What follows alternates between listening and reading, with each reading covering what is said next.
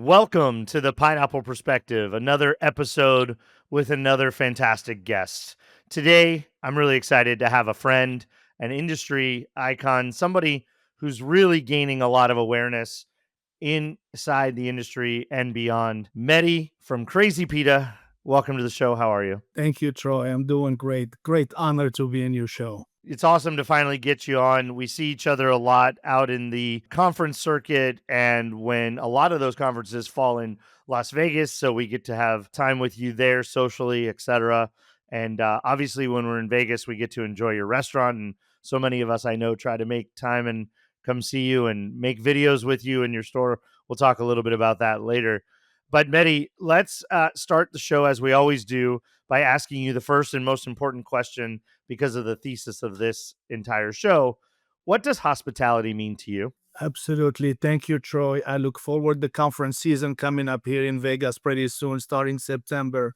I can't wait to see everybody back here and we can break some more bread together and enjoy some hummus and pita and shoot some videos together. As you know, you've been to my restaurants before and you kind of felt the hospitality. Hospitality starts with the fundamental of the owner himself. In any food and beverage, either you're working in a hotel or in a restaurant, or actually in any hospitality property you find yourself, it starts with the culture you have anybody has developed in their systems. And that's what it starts with, the way you write and the way you write your sequence of service. At Crazy Pita, for example, we base our sequence of service based on the minimal amount of service we will provide the guests. And at the same time, we want to make them feel so welcome, so sincere with the service that every time we make a contact with them, it's not only, it's beyond just the welcome in when you enter. Hey, welcome. What can I get you? Here is your food. Thank you so much. I was and gone. We developed a hospitality where at Crazy Pita based on kindness. It's the amount of time we do touch the table, as we greet you, with the way we look at you. If we know your name, we say your name. We say welcome back.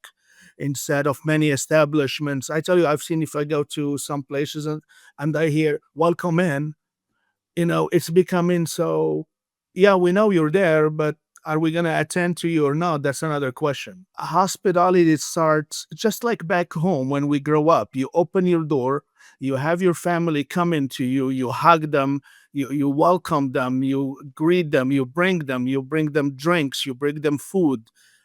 You discuss with them. Then when you finish, you bring them desserts. And then at the end of the day, it's the same way as in the restaurant. When you take that order, you look at the eye contact, you look at them straight in the eyes, and like, here, nothing matter on earth but you at that moment. That's the real moment.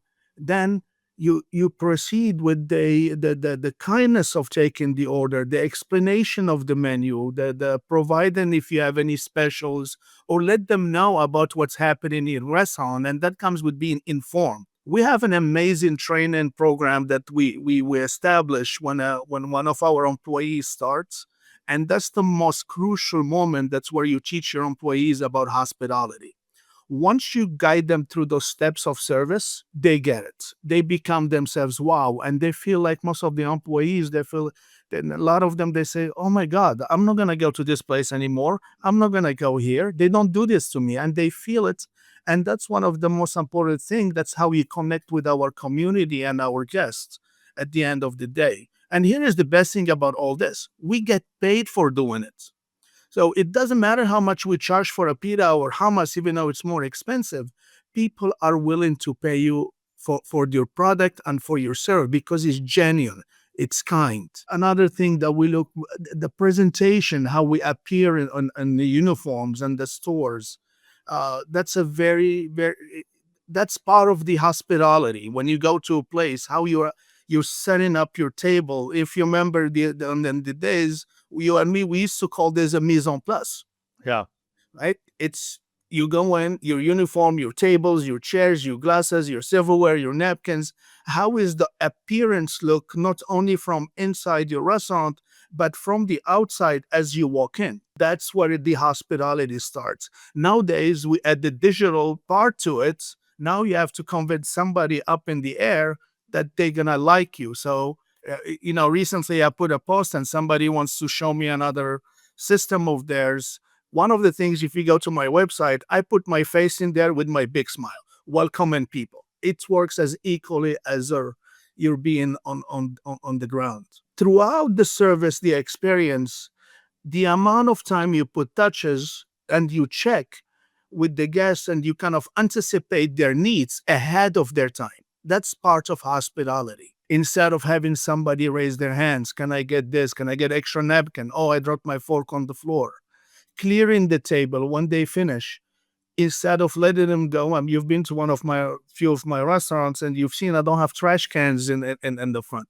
One of the things that we do differently is we approach the table before they leave and we clear the table and we take it away. We take all from them and we kind of offer them and we take advantage.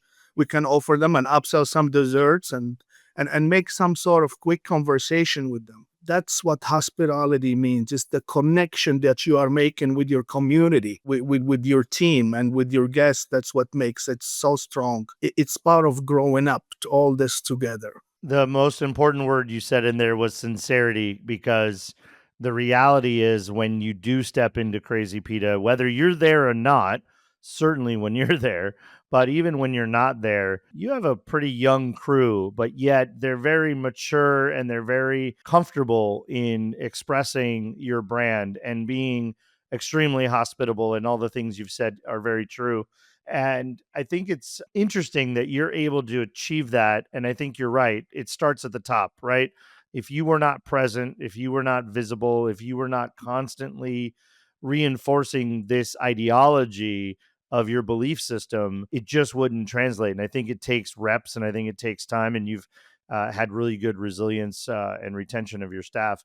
Mehdi, talk a little bit about your hospitality origin story. Why did you get into hospitality?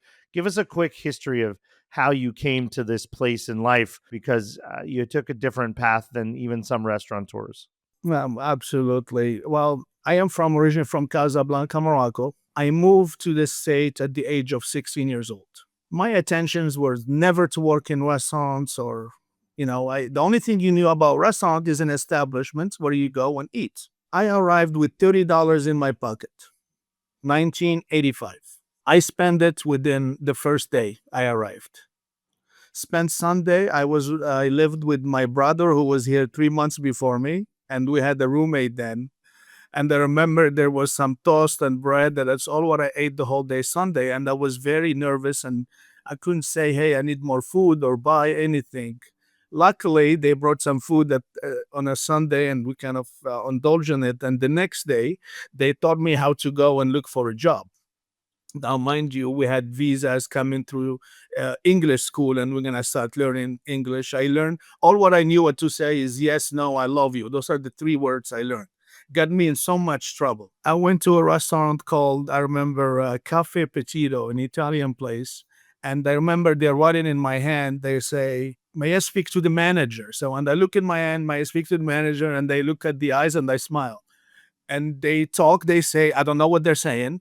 Then you look at again in your hand and you say, I am looking for a job. I don't know what they're saying. If they're luckily there was another guy from Morocco working in there. So he goes, hey, you got the job. You're gonna start working. Got into that business, started working in it as a busboy. They gave me $20 in the same day, and they offered me an employee meal for pizzas. Great some pizzas. And that's why, as of still today, I offer an employee meal for all the shifts for all my employees. I will never take that away from anybody. I want to make sure that everybody works on a full stomach because you don't know what's everybody's story, you cannot judge. So those are the benefits that we have. Continue and went back to school and started with my learn little English, learn computer science major. Believe it or not, I went to Montgomery College and I went to San School, got my degree, hated it, didn't like it, loved the restaurant business, enjoyed it so much, worked for another person, a restaurant called Skewers, and I used to love the way the guy used to come rolling in his BMW, and then we had a lot of cash, and he will grab a bag of cash, and I'm like, wow, this guy is so cool. I want to be like him one day. And he put me as a supervisor after many failures as a dishwasher and the busboy and the cook.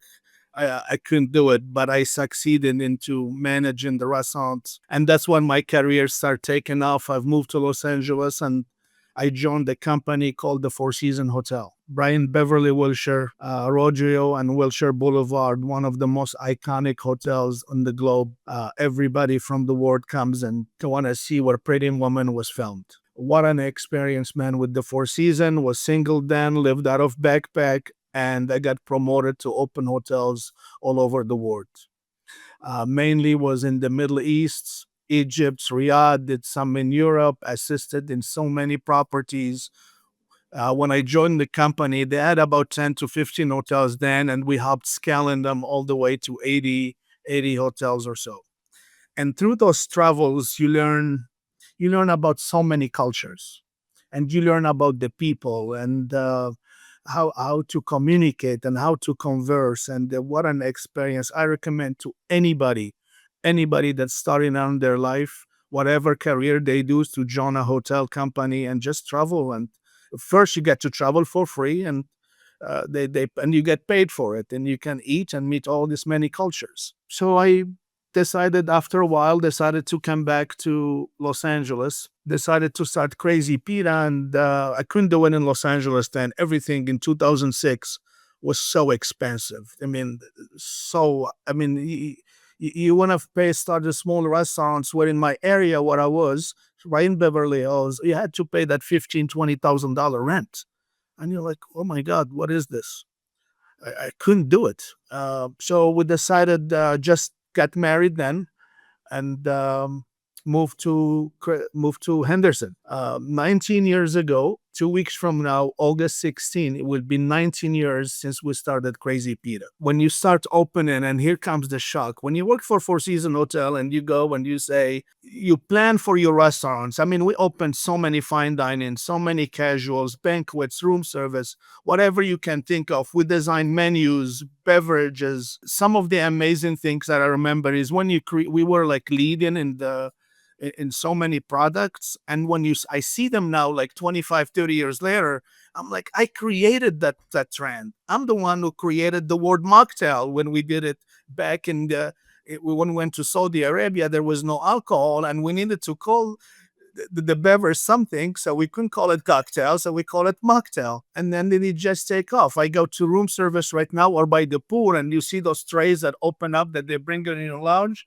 We created those. We're like, okay, one day we're like with some engineer, hey, what if you do something for us so the guest doesn't have to get up or bring the table, or they go to the restaurant. Let's bring the table to them.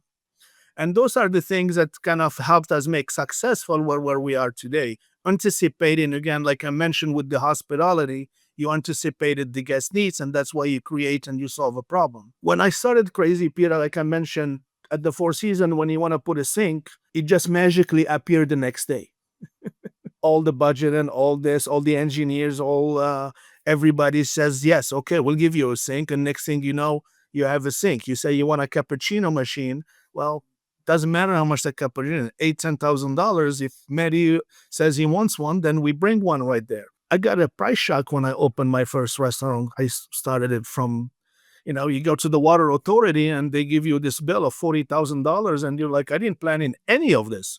Why? It's water. It's free. I mean, God gave us this water. Why you've charged me for it?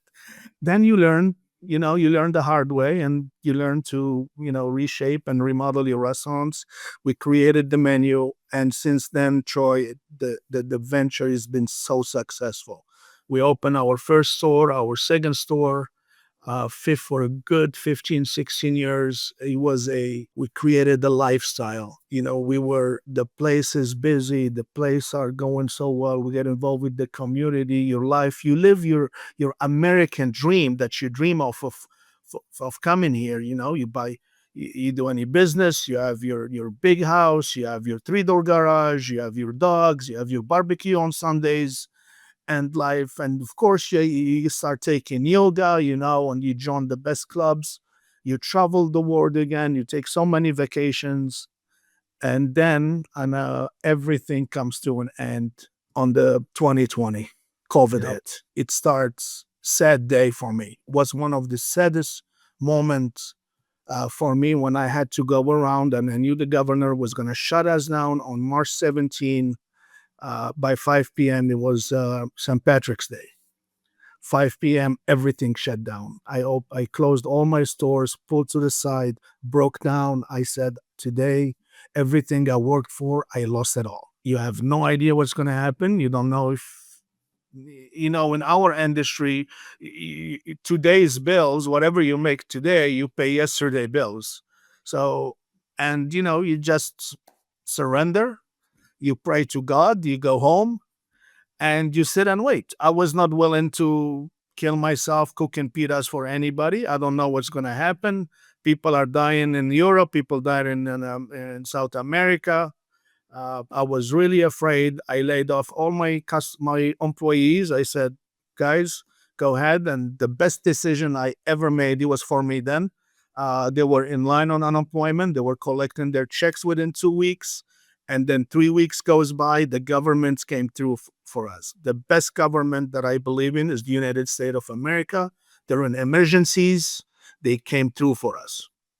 They all released all those PPPs, all those emergency funds.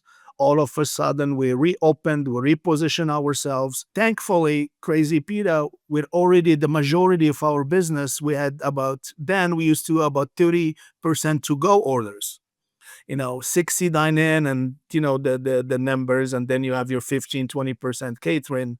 So we were already in position to do to goes. Our company then that we used for POS came and built an online order for us immediately.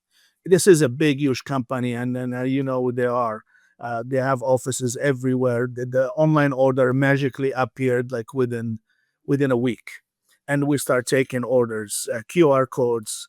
The community came through us big time, and we had people calling us. I remember saying, Mehdi, here is my credit card. You call us when our food is ready. Don't worry, only when it's ready. Bring it. They call me at 10 a.m. and if it's ready by 2 p.m. Now, remember those days we had a line. It was so nobody wants to see a small mom and pop going out of business. I am so thankful for the city of Henderson that I live in. Just made it so that they help us through. I mean, they help us through all those hardships that we faced coming out of COVID, and then what comes next. We have to adapt to change a little bit. Changes from every direction. We were hit with technology. You had to take an order faster. Then you had the drive-throughs. Then what does one do? And especially if you're undercapitalized, if you have no money, how are you going to include all this? So I decided to do and go to conferences, and I believe that's where you and me met about almost like 4 or 5 years ago. Yep. And I had to change all my systems. Everything you learn about your system that you do, you had to change it, and you had to make it happen and figure a way. If you remember, I was one of the first restaurants that bring virtual cashiers Yep. inside. Well, the reason I did them because I couldn't find people to work. Everybody was collecting unemployment and sitting in their couch, and they don't want to work. They're making money. They were afraid also at the same time. They don't want to die or get sick. So I brought virtual cashiers in all my stores, and they were helping me taking orders. It's like a Zoom. I gave them access to my system, and they were ringing it live to order. I didn't want to do a kiosk at that time because of the area where my restaurants are. We're still in a suburbs way where still people want to have contact with a human being. Oh, I mean, some people, we had people rioted against those virtual cashiers, and I'm like, I have to take an order.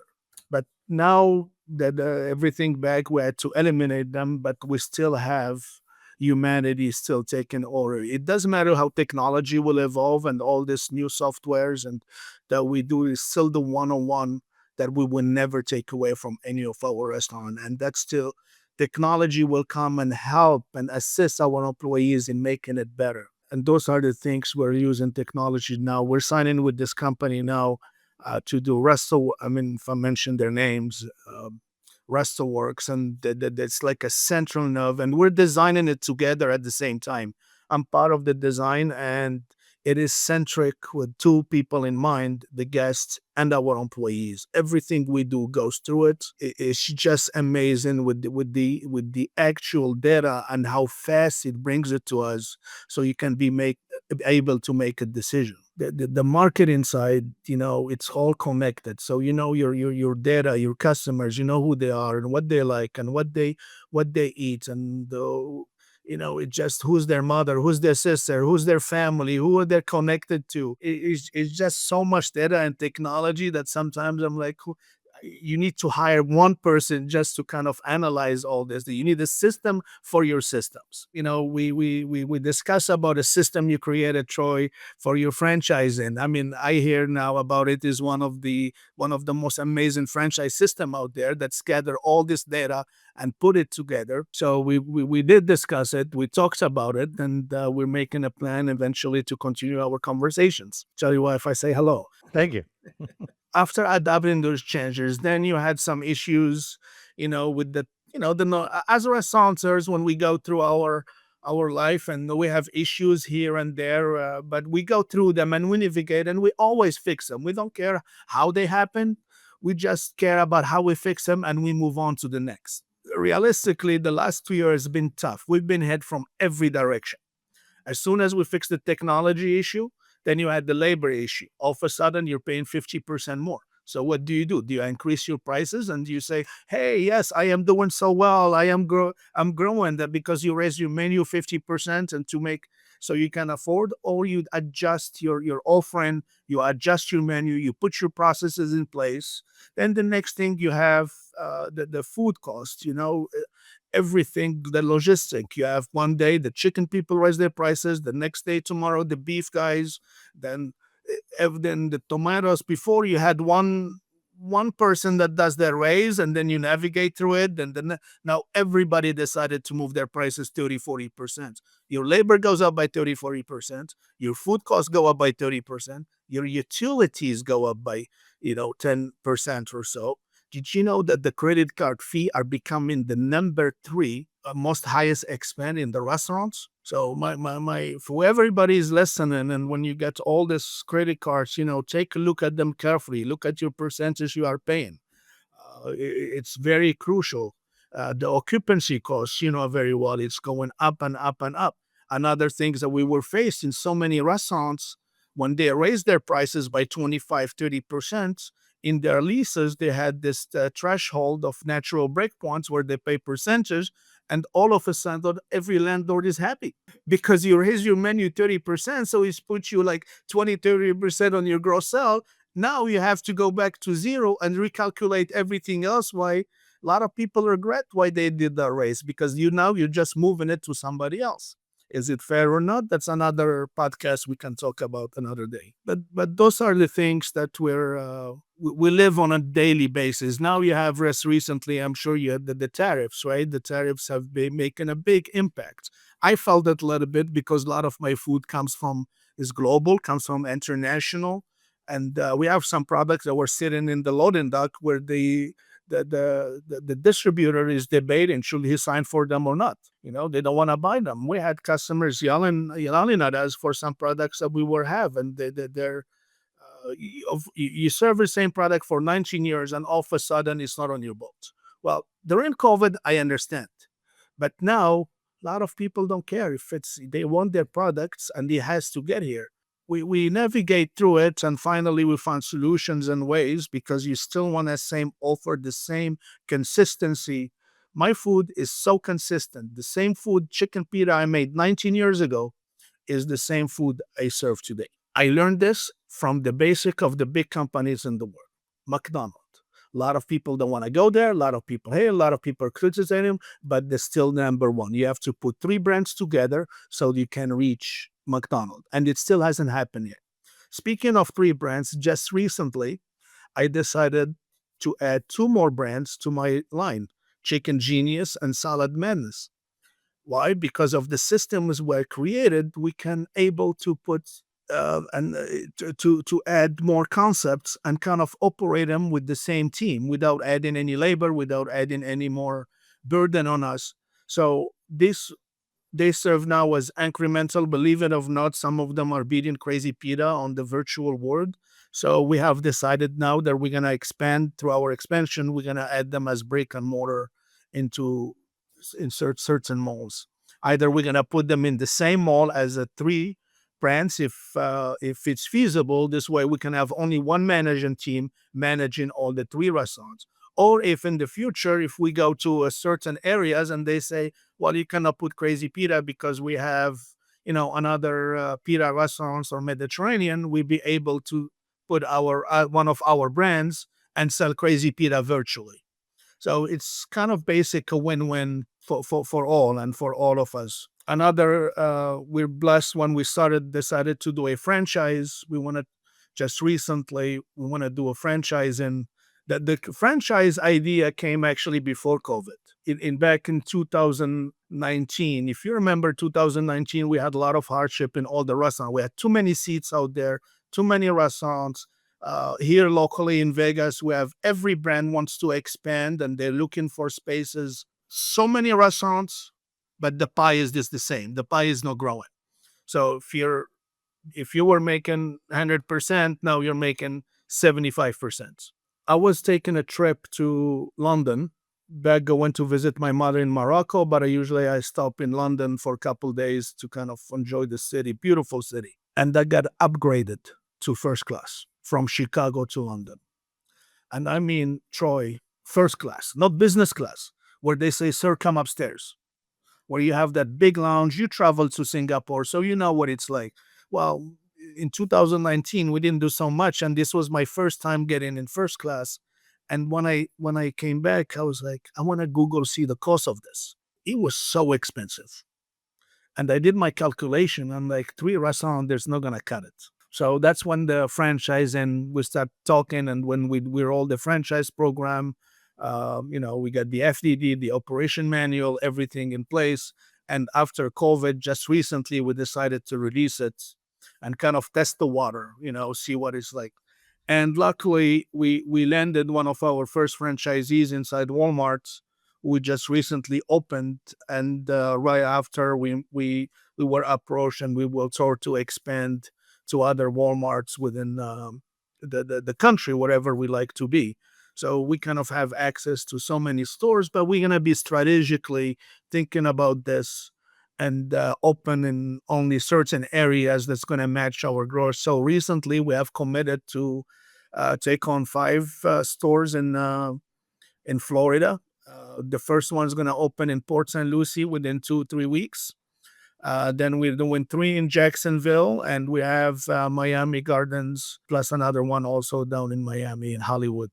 All this will be most likely corporate owned, and we want to take on. And the best thing about these stores is you have a client base already in there. You have already, so many transactions on a daily basis. So we kind of help, and the cost of putting them in there is very, very low. One of the things that I'm doing, Troy, in this industry is I'm putting all the new Crazy Pitas inside Walmart stores. I call them now micro concepts, which they will be hoodless. So we kind of saves you a lot of money on your equipment. Close to overhead between your grill, your hood, your rotisserie. And I was thinking about this when you go back home and you go all this beautiful, nice food from Morocco all the way to Egypt.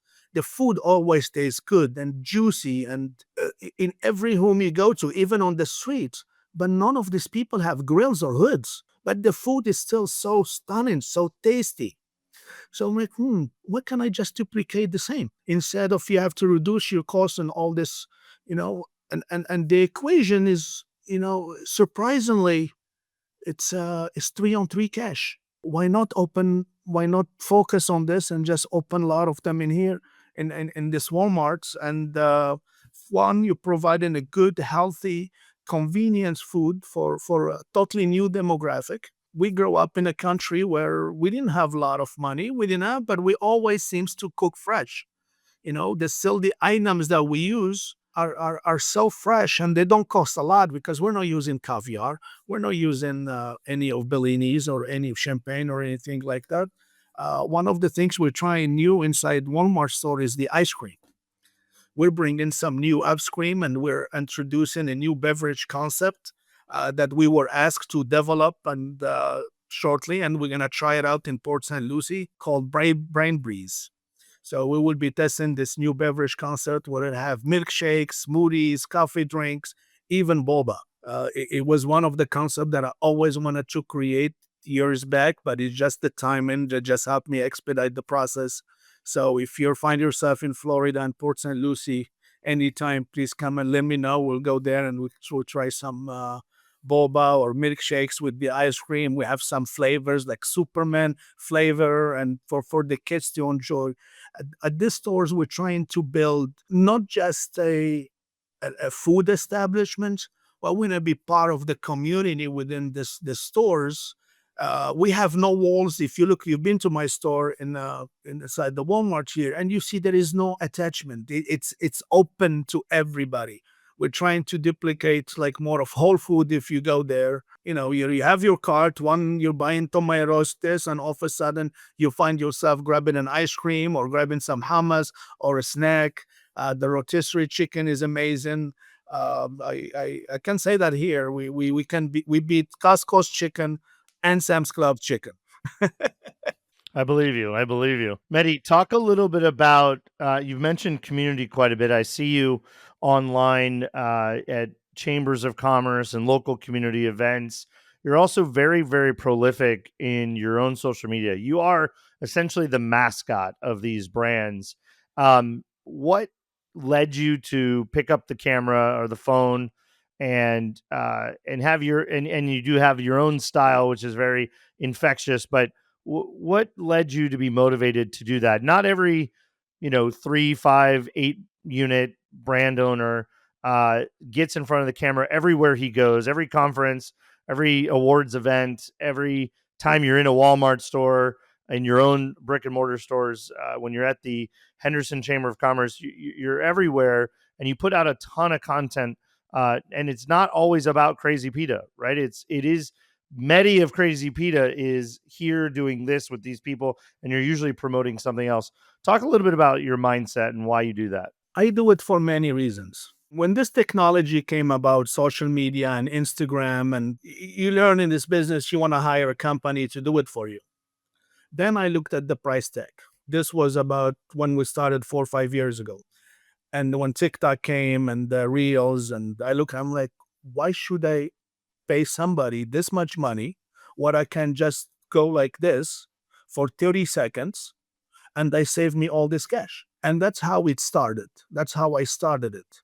I can shoot my video. I have a phone. I have the capability. I have access to all these platforms. I push one button and it goes to all the platforms. And now I have all my fans or any viewers. Sure, I'm not like Mr. Beast. I have millions of followers, but I look at how many views I get. So if I get, for example, 200-300 views per one platform, now you have about a 2,000 views in one day. You multiply that by 3 4 by a month. Next thing you know, you have to over 20,000 views altogether that people actually looking at you. I use it also for different reasons. I use it to communicate with my friends, with my employees, with my guests. So I let them know where I am, what I'm doing, and what are my whereabouts. There were occasions where I take the video and I do a special and I send it to my team and they know, oh my God, we have a new special coming. Well, let's get it, let's get it ready. And I try to make those specials and introduce them at the same time. And I like to learn the effects and the application that happens immediately. Recently, I was interviewing people in Port St. Lucie. This was 2 weeks ago. And as you know, I like to interview people myself. I like to hire myself every single person that works in my company for many reasons. I like to identify not only their skills that they can do the job, which is, you won't get much from a 16, 17-year-old kids. But one of the most important crucial when you hire somebody is I look at the two things. One, the length of amount they're going to stay with us in the restaurants, either if it's 6 months, 1 year, or 3 months, or 2 years, and how they're going to fit in with the team. Those are the most crucial things. And how positive they are, right? You want to hire somebody that's going to smile. Somebody that's going to carry on your torch back to the sequence of service and the hospitality. My sequence of service starts with smile. Number one, if you cannot smile, you don't need to be in this business. That's 100%. And I kind of remind them when I hire them, and after 2, 3 weeks later, I say, hey, remember in your application, you told me you can smile, and you told me, they're like, yeah, okay. So now, you kind of hold people accountable. Social media has become so much, it's a necessity nowadays. It's a free way to promote your products. So use it. Facebook, Instagram, TikTok, whatever channels we have, it shows your product.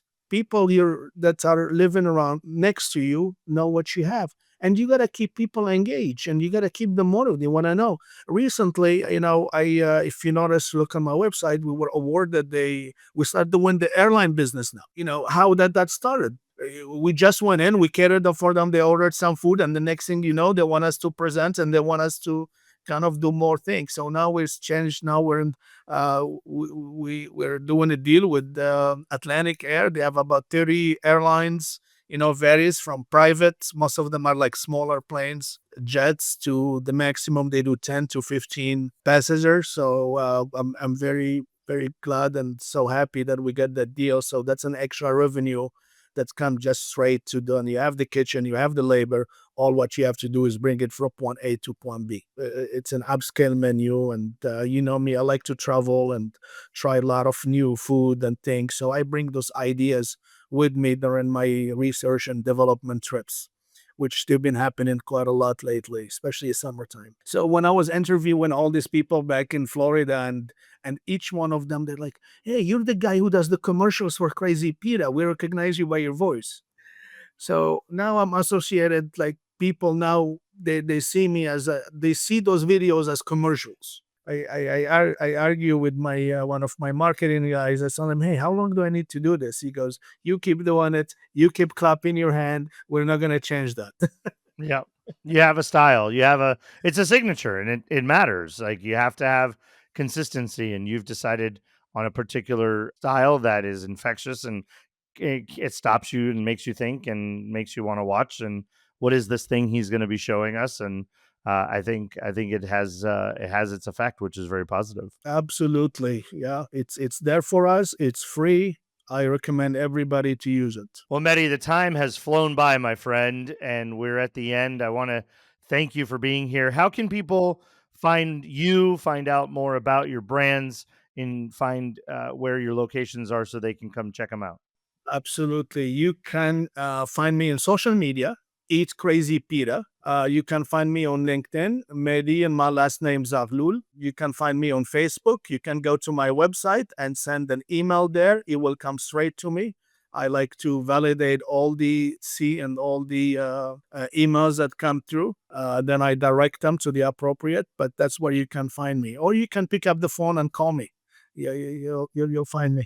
Mehdi, it's been a great pleasure. Thanks for the inspiration. Thanks for the coming to America story. Thanks for showing us that you can be resilient and get through tough times, come out on the other end, and still expand with great new ideas, and have courage to keep going and grow your business. So really enjoy having you on the show, and look forward to seeing you out on the road very soon, my friend. Thank you, Troy, for having me. Have a wonderful day, and I'm sure I'll see you in a couple of weeks. See you soon.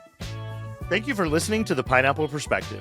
If you loved today's episode, leave a review and a 5-star rating. I look forward to welcoming you back next time.